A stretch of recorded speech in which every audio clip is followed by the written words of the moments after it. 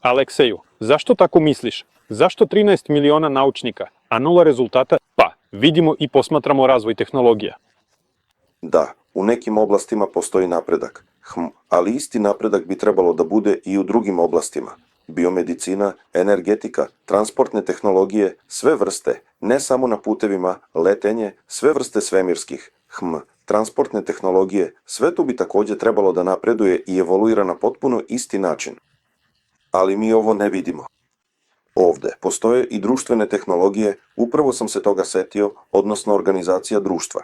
Takođe imamo prilično jednostran model i on se ne menja mnogo. Ovde, ali u stvarnosti, sve se mora promeniti. To jest, sve mora napredovati i odvijati se po zakonu akumulacije prethodnog iskustva, analize, stvaranja novog, naprednijeg aparata, tehnologije, metode i tako dalje uz stepenice. Evolucija tehnologije i naučni napredak u elektronici je samo model. Tako bi trebalo da bude svuda. Ali ovo ne postoji. I trebalo bi da bude. Imamo mnogo oblasti koje očigledno pate od nedostatka napretka. Uzmimo, na primjer, genetiku. To jest, već možemo da sklapamo ciglu po ciglu, pa ne mrav, ali neke jednostavne ćelije već mogu da se sklope. Ali šta ovo znači? Da bismo trebali imati neku korist, neku prednost od ovoga. Dakle, kada su otkrili i počeli da razvijaju elektroniku, dobili smo dobar rezultat. Kada su otkrili ove telekomunikacije, televiziju i ovo je veoma brzo počelo da se razvija. Ovde. Vojne tehnologije, na primjer, sa ovim atomskim bombama, sa ovim balističkim raketama. Sve se promenilo prilično brzo pred našim očima. Ovde. Ali zašto to nije slučaj u medicini? Zašto još nemamo bateriju? Ovde, obično baterije, kao, recimo, one za prst, ali koje mogu da napajaju, ne znam, celu kuću, tamo, nedelju dana. Na primjer, ja to kažem ovako, zar ne? Izgleda da bi ovo trebalo da se desi svakog trenutka. A najzanimljivije u vezi sa ovim je to što izgleda kao da svi naučnici govore da ćemo to uskoro uraditi ili da će se to desiti svakog trenutka, ali ovo ne postoji. Zašto? Šta ih sprečava? Pa, da, slažem se. To jest, s jedne strane imamo razvoj elektronike, recimo, ili istih nuklearnih tehnologija, da, ali to je bilo tada u prošlosti. A sada medicina ne može ni da napravi, na primjer, novi zub ili da izleči vid, da ga vrati u normalu. Da. Ali te metode lečenja vida nisu zapravo tretman, nisu obnavljanje prethodnog zdravog stanja. I tako sa bilo kojom, sa bilo kojom oblašću zdravlja, da, veoma retko da se ona obnovi. Uglavnom su to neke štake, operacije, odsecanja, implanti, nešto takvo, da, ali ne potpuno vraćanje u zdravo stanje. Da. Dakle, imamo takvu čudnu situaciju da je jedan deo našeg života u 21. ili već skoro u 22. veku, a ostali aspekti života su još uvek kao u 18. 19. veku, pa čak i ranije. Pa, očigledan disbalans. To nije normalno. Čovek je takva pojava u univerzumu da se on razvija ako je sve normalno, ako sve ide kako treba, on se ravnomerno razvija u svim pravcima. Da, može da postoji, recimo, nekakav mali disbalans u nekom periodu, eto, na primjer, 5 godina u jednom pravcu, pa 5 godina u drugom pravcu. Ali generalno, na udaljenosti od jednog veka, ne bi trebalo da bude takvih izobličenja. Nešto ovde očigledno ne funkcioniše i očigledno postoje razlozi za to.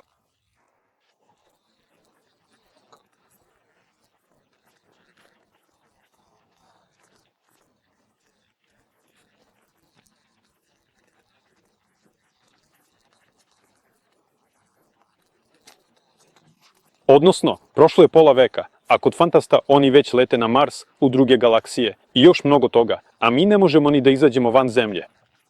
Ovde postoji nekoliko razloga i o svakom treba malo detaljnije da se priča. Dakle, prvi razlog, verovatno i ključni, jeste u tome što savremena nauka sebe pozicionira kao dom slobodnog traženja, dom slobodne misli. Ali u stvarnosti to nije tako. Minus. Brad kime 0,5 podeljeno. Brad kime 0,5 podeljeno. Brad kime 0,5 podeljeno. Bratkinje 0,5 podeljeno.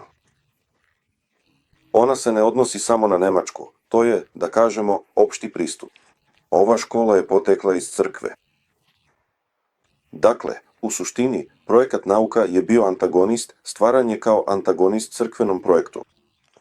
Crkveni projekat, crkva, bilo koja religija uvek ima koga u prvom planu, odnosno ličnost Boga koji je sve stvorio. To jest, neko stvara nešto i nekoga. Brat Kime 0,5 podeljeno minus minus, brat Kime 0,5 podeljeno. Pa, ne samo ljudi, već svako živo biće. Kako je Bog stvorio sva živa bića, a ovde su sva živa bića stvorena velikim praskom, gde je neka mala stvar eksplodirala, nije jasno odakle je došla. Da. A onda se iz ovog nečega pojavio neko.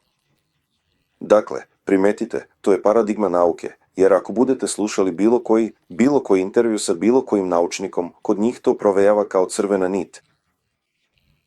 Ako smo pronašli nešto neobično, bilo gde, na mesecu ili, recimo, u nekoj pustinji, neki kamen koji se pomera ili još nešto. Ili, recimo, neki čudni procesi, oni uvek traže šta je to moglo da izazove. Odnosno, koji proces je to napravio. Oni uvek isključuju mogućnost nekoga. Zato je za naučni svet, recimo, svaka priča o vanzemaljcima već sama po sebi anegdota, jer njihova sama koncepcija to odbacuje. Meni je uopšte smešno kada savremeni naučni svet pokušava da pronađe vanzemaljce, jer im nije ta religija, nije ta crkva, oni traže nešto. Oni će sjajno pronaći procese, ali, recimo ovako, ako izađete iz kuće i vidite da je cvetna leja, koja ranije stajala na svom mestu, tamo na uglu, pored ulaza, odjednom pomerena za metar, jel tako? Onda će naučnik tražiti proces koji je to pomerio. On neće tražiti nekog čoveka ili vanzemaljca koji je to pomerio, već će tražiti proces. A to je ćorsokak pristup. Odnosno, da, možda je neki proces, možda je kiša padala, možda je bio led, ali možda je i neko to uradio. Minus. Jedni u svemu traže Božju volju, a drugi traže proces. Naš život je integralan. Treba tražiti jedno i drugo zajedno. I mislim da je jedan od velikih neuspeha savremene nauke odsustvo napretka upravo u ovome. Onda ispada da nauka od samog početka pravi grešku, jer ne pretpostavlja postojanje neke razumne stvaralačke sile. Dakle, ona snima sve vrste slučajnih procesa, zar ne? To jest, ovo već odseca veliki, pa, recimo, segment, zar ne? Velika površina. Da, apsolutno tačno. Druga zanimljiva tačka je odnos sa vlastima. Minus. Vlast po svojoj prirodi, kontrola, podrazumeva skrivanje znanja, skrivanje informacija. Dakle, što manje izvršilac zna o celokupnoj slici, to bolje obavlja svoju funkciju. To je objektivno tako. Ne iz nekih zlih namera, pa svako ko se bavio preduzetništvom ili nekom organizacijom, to zna. Jer što više čovek zna, to znanje počinje da se meša, jer počinje da misli da će postati pametniji i da će bolje raditi. Ponekad to zaista može biti slučaj, ali često je štetno za celokupni proces. Dakle, evo ga. A nauka je, po svojoj prirodi, pozvana da otkriva i objavljuje nova znanja. I tu imamo takav paradoks. Vlast koja plaća nauku, za šta je plaća? Zvanično kao da bi otkrivala svemir, da bi ga razotkrivala, da bismo saznavali sve više. Ali deo nauke se bavi sociologijom, a sociologija se upravo bavi proučavanjem unutrašnjih mehanizama ljudskih zajednica i direktno otkriva ko komanduje, ko se pokorava, pod kojim uslovima neko komanduje i tako dalje. Dakle, ispada vlast, plaća nauku, zar ne? Ali joj plaća tako da se ona ne bavi nekim stvarima. I eto, sociologija je, recimo, jedna od stvari koja više zamagljuje i zatamnjuje situaciju nego što je razjašnjava.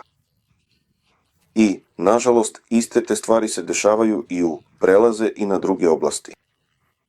Na primjer, ako damo besmrtnost, onda se ispostavlja da treba da se potpuno reformišemo. To jest, odmah ćemo imati povećanje broja stanovnika, zamislite, i svi će prestati da umiru, pa. Ovo je trenutna društvena eksplozija, to znači da društvo treba potpuno promeniti i ovo je neposredna pretnja gubitkom kontrole.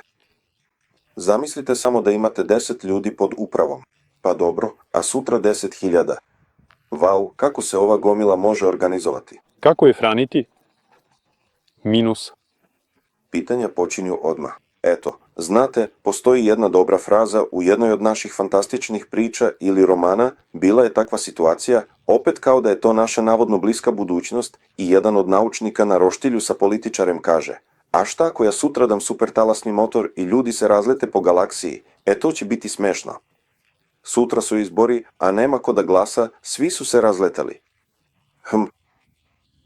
Ovo direktno ukazuje zašto vlast nije zainteresovana za razvoj konkretnih pravaca nauke i tehnologije. Ninas. Tako ispada da nauka opet ide, pa, kao da protivreči svojim principima u vezi sa vlašću. Ona je primorana da se prilagođava vlasti koja je finansira. Tamo, zato što nauka ne može sama da zarađuje novac, to je nedvosmisleno. Zar ne? Uvek je neko finansira. Kada nauka počne da zarađuje novac, ona prestaje da bude nauka. Postoji, recimo u sad, 2 instituta. Jedan institut lobiraju naftaši, drugi lobira zelena energetika. I dođu drugovi iz naftne industrije u prvi institut i kažu: potrebna su nam istraživanja koja pokazuju da je solarna energija neefikasna, a da je nafta još uvek u velikim rezervama, pa je samim tim i dovoljno čista. Ona je čistija čak i od solarne energije ili od vetroelektrana, jer se u vetroelektranama koristi gomila materijala koji se ne recikliraju. I naučnici napišu: nema problema, naučnici napišu istraživanje. Da, naftna energetika je najbolja, na kraju ispada da je ona najčistija i sve je super. Onda, grubo rečeno, ti isti naučnici ili njihove kolege, po istim tim principima, ali u drugom univerzitetu, već pišu zvaničan izveštaj da je solarna energija najčistija, da su vetroelektrane najbolje i sve tako. To je takozvana nauka po narudžbini. Šta vam treba, to ćemo vam i napisati. Da, postoji i situacija kada onaj ko finansira počinje da utiče na tok istraživanja, neko konstruisanje. On kaže: uradi mi ovako. Ne onako kako ti hoćeš, za dobrobit celog čovečanstva, nego meni treba ovako, ja ti plaćam i ti radi ovako. Da. Ovo je ono što ste opisali, oko 95% nauke. Ovako bi trebalo da bude. I evo rezultata. I to je sve.